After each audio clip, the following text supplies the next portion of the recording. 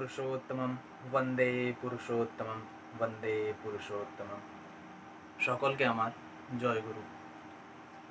আজকে আমি যে বিষয়টা নিয়ে আলোচনা করব সেই বিষয়টা হচ্ছে স্বাস্থ্যায়নী। তো আমি স্বাস্থ্যায়নী নিয়েই কিছু বলতে চেষ্টা করব, যা আমি বুঝি বা যা আমি শিখেছি। স্বাস্থ্যায়নী এমন একটা বিষয় যেটা নিয়ে মানুষের মনে অনেক দ্বন্দ্ব, অনেক বিবাদ, অনেক প্রশ্ন আছে, অনেক ভয় আছে। তো স্বাস্থ্যায়নীটা তেমন ভয়ের কিছু না। স্বাস্থ্যায়নীটা অনেক সিম্পল একটা জিনিস, অনেক সহজ সরল একটা জিনিস, সেটাই আমি বলতে চেষ্টা করব। তো চলুন শুরু করি। স্বাস্থ্যায়নী ঠাকুরের পঞ্চনীতির মধ্যে ৪র্থ নম্বর নীতি হচ্ছে স্বাস্থ্যায়নী। যজন যাজন ইষ্টভৃতি স্বাস্থ্যায়নী সদাচার। 4 নম্বরে আসছে স্বাস্থ্যায়নী, ৪র্থ নীতি স্বাস্থ্যায়নী।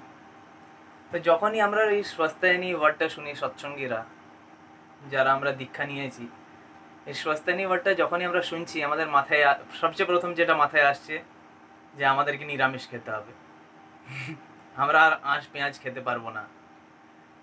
তো এখান থেকেই যারা এই যে ওয়ার্ডটা, এই যখন স্বাস্থ্যায়নী শুনছি, স্বাস্থ্যায়নী শুনে যখন মাথায় আসছে যে আর আঁশ পেঁয়াজ মাংস কিছু খেতে পারবো না, মাছ খেতে পারবো না, তখনই আমাদের মনে ভয় উৎপন্ন হচ্ছে যে মাছ মাংস পেঁয়াজ রসুন ছাড়া থাকবো কি করে। তার জন্য স্বাস্থ্যায়নী যখনই কেউ শোনে, কোনো সৎসঙ্গী, তখন ভয় পেয়ে যায় যে আমি কি করে থাকবো মাছ ছাড়া, কি করে থাকবো মাংস ছাড়া, মাছ ছাড়া যে ভাত খেতে পারি না, এরকম একটা দ্বন্দ্ব দ্বিধা তাদের মনের মধ্যে চলে। তার জন্য অনেকে ভয়ে দীক্ষাও নেয় না, যে না অনুকূল ঠাকুরের দীক্ষা, সৎসঙ্গের দীক্ষা নেব না, নিরামিষ খেতে হবে। সেই ভয়ে অনেকে দীক্ষাও নিচ্ছে না, যে ভাত খাবো কি করে মাছ ছাড়া, এই জিনিসটা নিয়ে এই যে স্বাস্থ্যায়নীর ভয়টা, এটা মানুষের মধ্যে হয়ে যায়। অনেক কষ্টে এসে দীক্ষা নিল, যজন যাজন ইষ্টভৃতি হচ্ছে, যজন যাজন ইষ্টভৃতি করছে ঠিকঠাক, ঠাকুরের কথা বলছে, অনেক বছর দীক্ষা নিয়েছে, কিন্তু মন থেকে আসক্তিটা যায় নাই, মন থেকে মাছের প্রতি লালসাটা যায় নাই। সে 15 বছর ঠাকুরের দীক্ষা নিয়েছে, সে আচার্য সঙ্গও করছে, সে ঠাকুর নিয়েই চলছে, কিন্তু যখনই স্বাস্থ্যায়নীর কথা উঠছে সে এড়িয়ে চলছে, সে আর সেদিকে তাকাচ্ছে না, যে না আমি তো মাছ ছাড়া থাকতে পারবো না। এরকম একটা ভয় রয়ে যায় মনের মধ্যে। তো স্বাস্থ্যায়নী মানে শুধু মাছ মাংস ছেড়ে দেওয়া এসব নয়। স্বাস্থ্যায়নী মানে নিজের দীক্ষাকে এক ধাপ আরো উঁচুতে নিয়ে যাওয়া, মানে পুরোপুরিভাবে নিজের পরম পিতার হয়ে যাওয়া, পুরোপুরি মানে নিজের পরম পিতার হয়ে যাওয়া। তো এই যে স্বাস্থ্যায়নী জিনিসটা যখন আমরা গ্রহণ করি, তখন আমাদেরকে বলা হয়, শপথ গ্রহণ করানো হয় যে আজ থেকে আমার দেহটা ঠাকুরের শ্রীমন্দির। তো যখন থেকে আমার দেহটা ঠাকুরের শ্রীমন্দির হয়ে যাচ্ছে, শ্রীমন্দিরে কোনো নোংরা আবর্জনা ঢোকানো যাবে না, শ্রীমন্দিরকে নোংরা করে রাখা যাবে না। যখন আমরা কোনো কেন্দ্র মন্দিরে যাই, ধরুন আমি ধানবাদে থাকি, সৎসঙ্গ বিহার ধানবাদে যাই, বা আপনারা যেখানে স্থানে থাকেন সব জায়গায় কেন্দ্র মন্দির আছে, আপনারা যখন কেন্দ্র মন্দিরে যান দেখবেন কি সুন্দর মন্দির, পরিষ্কার পরিচ্ছন্ন রয়েছে, মন্দিরে কোথাও নোংরা নেই, কারণ ওখানে পরমপিতা বিরাজ করেন। তেমনি পরমপিতা আমাদের সবার মধ্যেই বিরাজ করেন। তাই পরমপিতা যখন আমার শরীরে বিরাজ করছেন, তখন আমার শরীরটা তার শ্রীমন্দির, তো শ্রীমন্দিরটা পরিষ্কার করা লাগে, পরিষ্কার পরিচ্ছন্ন করা লাগে। তো এখানে যে মাছ মাংস পেঁয়াজ রসুন সেই জাতীয় জিনিস না ঢোকানোই শ্রেয়। একটা পেঁয়াজকে যদি বগলের তলায় রাখা হয় বেশ কিছুক্ষণ, তাহলে আমার সারা শরীর গরম হয়ে যাবে। তো একটা পেঁয়াজ যদি শরীরের বাইরে থেকে শরীরকে অত গরম করে দিচ্ছে, তাহলে শরীরের ভেতর গিয়ে ওটা কতটা গরম করবে আমাদের শরীর। তাহলে ভাবুন, যে জিনিসটা বাইরে থেকে শরীরের এত ক্ষতি করছে, শরীরকে এত হাই টেম্পার করে দিচ্ছে, তো শরীরের ভেতর গিয়ে শরীরটাকে আরো কত গরম করতে পারে।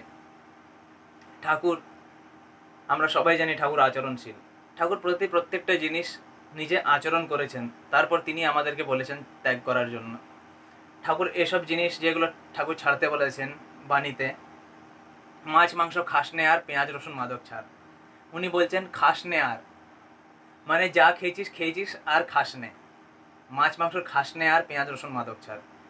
তিনি নিজে দেখেছেন, নিজে ওইগুলো সেবন করে দেখেছেন যে এতে মানুষের কোনো লাভ নেই, এটা উল্টো মানুষের ক্ষতি করেছে। তার জন্যই তিনি এগুলো আমাদেরকে এড়িয়ে চলতে বলেছেন, বারণ করেছেন। তো পরম পূজ্যপাদ শ্রী শ্রী বাবাই দাদার কাছে আমার স্বস্তিনী হয়েছে। স্বস্তিনী অনেকেই ভাবে যে না, স্বস্তিনী নেব মানে কারো হাতে খেতে পারবো না, কারো বাড়িতে যেতে পারবো না, কারো হাতে খাবার খাওয়া যাবে না, এসব অনেক মানুষের মনে অনেক দ্বন্দ্ব আছে। কিন্তু যখন আমার স্বস্তিনী হয় 6 মে 2018 দেওঘরে, তখন পূজনীয় বাবাই দাদা বলেন যে আপনারা স্বস্তিনী নিয়েছেন বলে কারো বাড়িতে খেতে পারবেন না, এইসব জিনিস মনে রাখবেন না।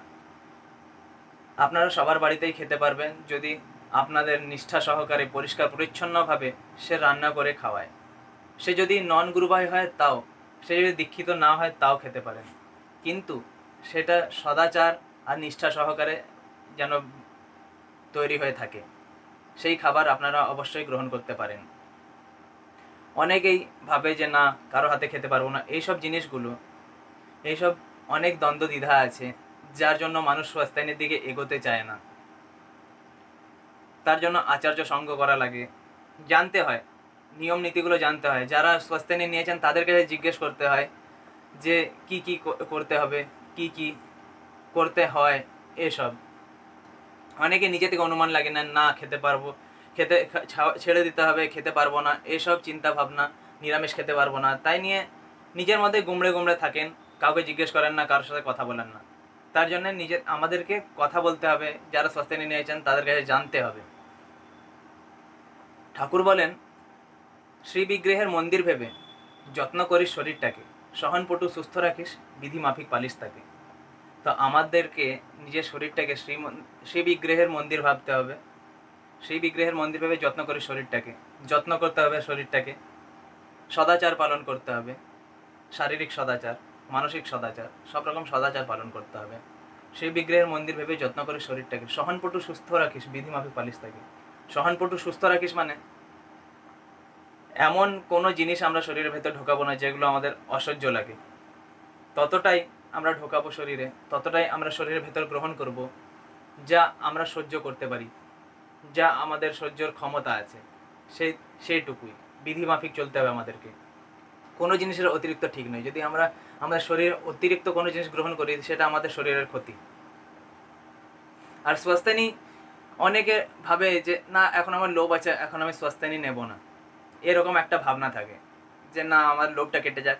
তো সেই জিনিসটা ভুল। আমি যেটা বুঝি, স্বস্তিনী তখনই নেওয়া উচিত যখন মনের লোভ থাকবে।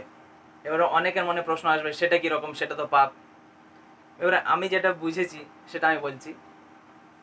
ধরুন আমি যে এই ফতুয়াটা পড়ে আছি, এটা এখন নতুন, ভালোর মতো, এটা আমাকে যদি কেউ চায় তো আমি তাকে দেব না, কারণ এটা আমি পড়তে পারছি, এটা পড়ে আমি ভিডিও করতে পারছি, তার জন্য আমি এটা কাউকে দেব না। কিন্তু এটা যখন পুরনো হয়ে যাবে, ছিঁড়ে যাবে, যখন আমি এটা পড়ে বেরোতে পারবো না, কারোর সামনে যেতে পারবো না এটা পড়ে, তখন আমি এটা গরিব দুঃখী বা ভিখারিদের দান করে দেব। কেন না, কেন তখন এটা আমার আর কোনো কাজের নেই, তখন আমি এটা আর পড়তে পারবো না, তাই জন্য আমি তখন দান করে দেবো সেটা। তখন আমার মনে দাতা জেগে যাবে, তখন আমি নিজেকে দাতা কর্ণ মনে করবো আর সেটা লোককে দান করে দেবো।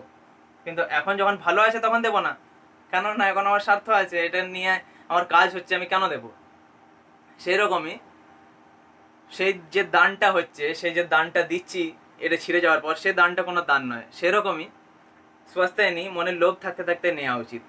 এই জন্য বলছি, কারণ যখন আমাদের মন থেকে আসক্তি চলে যাচ্ছে, লোভ চলে যাচ্ছে, তারপরে আমি স্বস্তিনী নিয়ে কী এমন মহৎ কাজ করলাম? কিছুই করা হয়নি। আমার তো ইচ্ছা নেই, আর আমার কোনো আসক্তি নেই, মনে কোনো ভাব নেই, তারপর আমি স্বস্তিনী নিচ্ছি। তো সেই স্বস্তিনী নেওয়া কি এমন? স্বস্তিনীটা তখন নেওয়া লাগে যখন মনের লোভ থাকবে। এই জন্য বলছি, মনের লোভ থাকে থাকে স্বস্তিনী নেওয়া, কারণ যখন স্বস্তিনী হয়ে গেল আপনার, আর তিনি মালিক, তিনি জানেন কাকে স্বস্তিনী দেওয়া উচিত কাকে না। তো লোভ থাকতে থাকতে যখন স্বাস্থ্যায়নী গ্রহণ করবেন, আপনার মনে খুব ইচ্ছা করবে যে যদি ডিমটা খেতে পেতাম, যদি মাছটা খেতে পেতাম, এরকম চিন্তা ভাবনা অনেক আসবে। কিন্তু আপনি আর তখন খেতে পারবেন না, কারণ আপনি তখন স্বাস্থ্যায়নী। তো এই যে মনে যে কষ্টটা হবে, এই যে মনে ভাবটা আসবে, তো সেটাই হচ্ছে আপনার প্রকৃত ত্যাগ আপনার পরম পিতার প্রতি। আপনি চাইলেও আর কিছু করতে পারবেন না। তো এই যে ত্যাগটা হচ্ছে, এই যে ভাবনাটা আসছে, এটা হচ্ছে প্রকৃত ত্যাগ। তবেই আপনি আপনার পরম পিতার জন্য কিছু করেছেন। আর যদি কোনো ফিলিংই না আসলো, আপনার কোনো আসক্তি নেই কোনো জিনিসের প্রতি, তখন গিয়ে আপনি স্বাস্থ্যায়নী নিচ্ছেন, তাহলে কি এমন করা হলো? তো এই জিনিসটা, যেমন ত্যাগটা অত্যন্ত জরুরি। সন্ন্যাসী যারা হন, তারা ঘর সংসার সব ইচ্ছা লোভ সব কিছু ত্যাগ করে তারা সন্ন্যাস গ্রহণ করেন, আর তাকে খোঁজেন, প্রভুকে খোঁজেন। তো ত্যাগটা অত্যন্ত দরকার। এই যে ত্যাগটা, মাছ মাংস পেঁয়াজ রসুন ত্যাগটা করছি, তো এই ত্যাগটা যখন করছি তখনই আমার তার জন্য কিছু করা হচ্ছে, যে হ্যাঁ আমি তার হতে চেষ্টা করছি, আমি তার নীতিবিধিগুলোকে মানতে চেষ্টা করছি। স্বাস্থ্যায়নী নিলে ভালোই থাকবেন, খারাপ থাকবেন না। কারণ সাত্বিক আহার করবেন, সদাচার পালন করবেন, তখন শরীর খারাপ থাকবে না, উল্টো শরীর এনার্জেটিক হবে, তার হতে পারবেন, তার মানুষ হতে পারবেন। আর মাছ মাংস পেঁয়াজ রসুনে শরীরটাই নষ্ট হবে, আর কিছু না। আর বেশি কিছু না বলে, ভিডিওটা বেশি দীর্ঘায়িত না করে আমি এখানেই শেষ করি। আরও অনেক কথা, অনেক বাণী, অনেক আলোচনা নিয়ে আসতে চেষ্টা করব পরবর্তী ভিডিওগুলোতে। যদি ভিডিওটা ভালো লাগে লাইক করবেন, কমেন্ট করবেন ও শেয়ার করে সবাইকে দেখার সুযোগ করে দেবেন। আর চ্যানেলে নতুন আসলে চ্যানেলটা অবশ্যই সাবস্ক্রাইব করবেন, আর পাশে থেকে বেল আইকনটা প্রেস করে অলের বাটনটা সিলেক্ট করে নেবেন পরবর্তী ভিডিও নোটিফিকেশান আপনাদের কাছে চলে আসার জন্য। তা আজকের মতো আসি। পরমপিতার আতুল চরণে আপনাদের সবার সর্বাঙ্গীন মঙ্গল প্রার্থনা করি। জয় গুরু।